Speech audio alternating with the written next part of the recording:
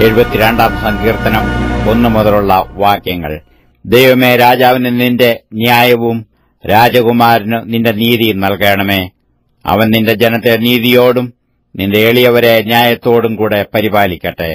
നീതിയാൽ പർവ്വതങ്ങളിലും കുന്നുകളിലും ജനത്തിന് സമാധാനം വിളയട്ടെ. ജനത്തിൽ എളിയവർക്ക് അവൻ ന്യായം പാലിച്ചു കൊടുക്കട്ടെ. ദരിദ്രജനത്തെ അവൻ രക്ഷിക്കുകയും പീഡിപ്പിക്കുന്നവനെ തകർത്തു കളയുകയും ചെയ്യട്ടെ. സൂര്യചന്ദ്രന്മാരുള്ള കാലത്തോളവും അവർ തലമുറ തലമുറയായി നിന്നെ ഭയപ്പെട്ടിട്ട് അരിഞ്ഞ പുൽപ്പുറത്ത് പെയ്യുന്ന മഴ പോലെയും ഭൂമിയെ നനയ്ക്കുന്ന വൻമഴ പോലെയും അവൻ ഇറങ്ങിവരട്ടെ. അവന്റെ കാലത്ത് നീതിമാന്മാർ തഴയ്ക്കട്ടെ. ചന്ദ്രനുള്ളിടത്തോളം സമാധാന സമൃദ്ധി ഉണ്ടാകട്ടെ.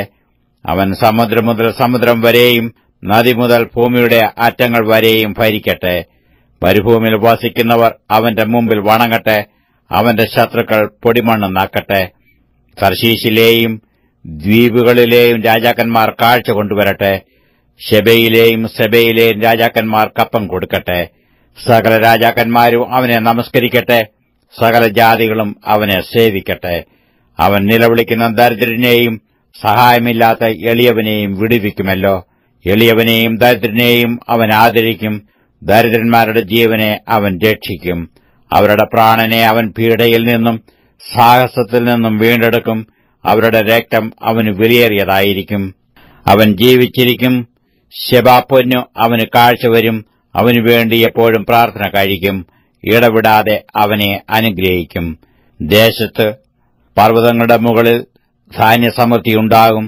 അതിന്റെ വിളവ് ലെബാനോനെപ്പോലെ ഉലയും. നഗരവാസികൾ ഭൂമിയിലെ സസ്യം പോലെ തഴയ്ക്കും. അവന്റെ നാമം എന്നേക്കും ഇരിക്കും. അവന്റെ നാമം സൂര്യൻ ഉള്ളിടത്തോളം നിലനിൽക്കും. മനുഷ്യർ അവന്റെ പേർ ചൊല്ലി അന്യോന്യം അനുഗ്രഹിക്കും. സകല ജാതികളും അവനെ ഭാഗ്യവാനെന്ന് പറയും. താൻ മാത്രം അത്ഭുതങ്ങളെ ചെയ്യുന്നവനായി ഇസ്രായേലിന്റെ ദൈവമായി യഹോവയായ ദൈവം വാഴ്ത്തപ്പെടുമാറാകട്ടെ. അവന്റെ മഹത്വമുള്ള നാമം എന്നേക്കും വാഴ്ത്തപ്പെടുമാറാകട്ടെ. ഭൂമി മുഴുവനും അവന്റെ മഹത്വം കൊണ്ട് നിറയുമാറാകട്ടെ.